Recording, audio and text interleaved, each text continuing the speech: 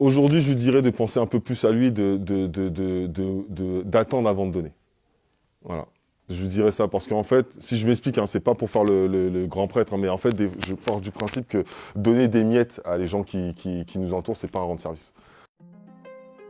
Bonjour, je m'appelle Canon Zouzoua, danseur, chorégraphe, producteur, directeur artistique. Bon, je vais pas dire mes morts tout à l'heure, mais c'est pas grave. Mais voilà, donc je suis un entrepreneur avant tout, un amoureux du hip-hop passionné. Ça fait depuis à peu près 20 ans que je suis dans le game. Et j'ai commencé la danse à partir de 12 ans. Enfin, je pense que voilà. Alors, je suis arrivé dans la danse tout simplement en vacances avec mon cousin Big Up à J-Style. J'ai vu un danseur qui s'appelle Mehdi Slimani qui faisait un street show à l'Essay Square. Et là, en fait, là, je suis tombé amoureux du vibe. Je suis tombé amoureux, en fait, de comment il captivait les gens, en fait. Il était tout seul, il faisait un street show tout seul. Et il a capté les gens. Et voilà, ça m'a... J'ai l'impression qu'il avait des super pouvoirs. Je suis parti le voir, je lui ai dit, bah, j'ai envie de faire la même chose. Il m'a pris un step, il m'a dit, bah, moi, tous les ans, je suis ici. Donc, si tu t'entraînes pendant un an, l'année prochaine, tu feras la street show avec moi. Et voilà, je connaissais le reste. Et après, l'année suivante, street show avec Mehdi Slimani. Moi, mes inspirations, bah, dans la vie, bah, surtout ceux qui entreprennent. Euh, Après, inspiration en tant que personne, j'ai beaucoup de gens, c'est beaucoup de gens qui m'inspirent, hein. Par exemple, moi j'aime bien regarder les histoires sur les mecs qui ont créé des choses. Par exemple, le mec qui a créé Netflix, ou genre par exemple le mec ceux qui ont créé Pixar, ou même Steve Jobs, ou tout comme ça, bah ça c'est ça qui m'inspire.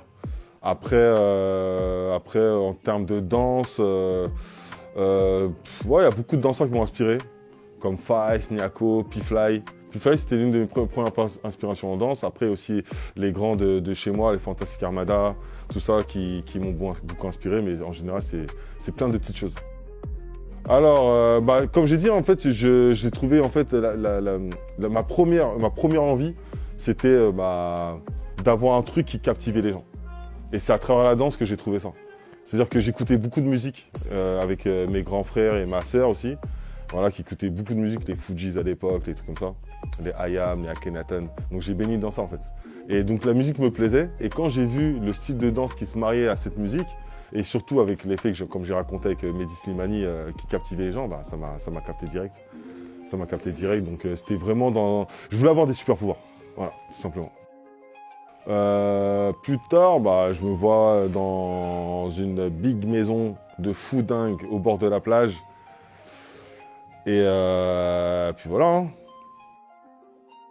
Alors Ghetto Style, bon, je vais dire vraiment les vrais trucs parce que Ghetto Style c'est un peu né d'une frustration, je le dis direct. C'est né d'une frustration en fait.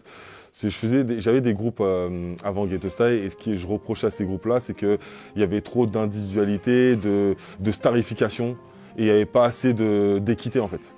Et du coup en fait, quand j'ai créé Ghetto Style avec mes potes là, surtout notamment celui qui est derrière, on voulait vraiment créer un truc où on était vraiment entre potes, tous égaux, mais tous avec des choses différentes. Et surtout, bah, voilà, créer un délire où on peut tous se reconnaître ensemble, avoir une sorte de former un groupe en fait, une communauté. Et on s'est rendu compte qu'on faisait vraiment beaucoup de choses ensemble. Voilà, il y a mon pote d'ailleurs qui rappe derrière, avec Kayo, avec surtout aussi à l'époque Virez, Kader, tout ça, qui eux étaient dans la vidéo. On avait aussi notre pote Chocos qui est dans le graphe. Donc on faisait tous des choses différentes et on a créé ce collectif-là pour, on va dire, essayer de monter des projets ensemble et de tous se supporter et surtout de faire les choses entre nous en fait, de créer une aventure en fait, entre nous. C'est parti d'un délire, une frustration qui a créé un délire et c'est surtout qu'on a fait des choses sans s'en rendre compte. On n'avait pas d'ambition de succès avec nos différents projets. Parce que déjà, il faut savoir que par exemple Fusion Concept était avant Ghetto Style. Donc du coup, on a vraiment fait ça en mode délire. Moi, les deux. Les deux, parce que je suis un passionné de danse. Je danse très souvent. Je pense tout le temps à danser. Vraiment tout le temps à danser. Après, organisateur, c'est parce que j'ai toujours voulu être la personne qui crée, qui fait que ça se passe. J'aime pas attendre. Je déteste attendre. Et souvent, bah, à l'ancien, quand j'étais avec mes potes, c'était souvent moi qui proposais soit d'aller dans tel endroit, soit de faire telle chose. Bah, du coup, c'est venu naturellement. J'ai commencé à organiser quand j'avais l'âge de 16 ans. Des premiers trucs dans la salle des fêtes, et tout comme ça. Et du coup, bah, ça a toujours été moi en fait, organisé. La place de mes enfants dans la vie, bah, pour moi, il y a plusieurs catégories. Donc ils sont en premier d'une catégorie, mais j'ai pas une catégorie générale. Ce que je vais m'expliquer, en fait, pour moi, le plus important, ce que moi je veux faire avec mes enfants, c'est les inspirer. C'est les inspirer parce que pour moi, c'est le plus beau des sentiments d'inspirer une personne. C'est ça qui va le faire comprendre des choses à sa manière.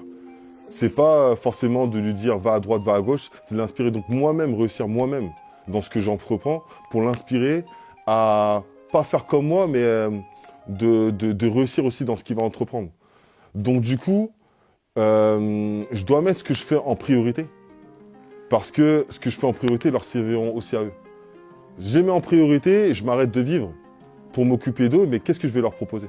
Comment je vais les inspirer avec ce que je fais ou plus tard? Donc du coup, pour moi, il y a plusieurs catégories. C'est vraiment réussir dans ce que je fais à fond pour les inspirer eux et après déjà leur léguer quelque chose et aussi pour qu'eux aussi soient inspirés dans ce qu'ils font. Ma plus grande fierté, ça a été le merci de mes parents. Je dirais déjà, dis que c'est canon quand on dit canon. Voilà, dis ça plus vite parce que t'en as marre maintenant. Non, mais non, ce que je dirais, c'est... aujourd'hui, je lui dirais de penser un peu plus à lui, d'attendre avant de donner. Voilà.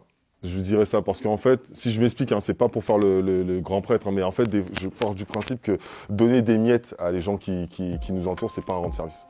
C'est-à-dire que des fois, penser plus à soi dans la construction de son projet pour aller vraiment plus vite et être plus efficace pour qu'après, quand ça soit établi, que là, tu récoltes vraiment des choses et que tu as un vrai power dans ce que tu fais, là, tu peux commencer à distribuer. Mais quand tu distribues trop vite parce que tu dis, il faut que tu partages tout ça, ça peut te desservir. Et ça peut te freiner, ça peut te ralentir, ça peut même te faire arrêter. Donc je dirais, il y a certains trucs où je me dis j'aurais pu commencer à donner un peu plus tard et ça aurait été peut-être mieux reçu. Le mot de la fin, c'est soyez vous-même, faites vos projets, même si on vous dit que c'est nul, si vous pensez que c'est bien, faites-le.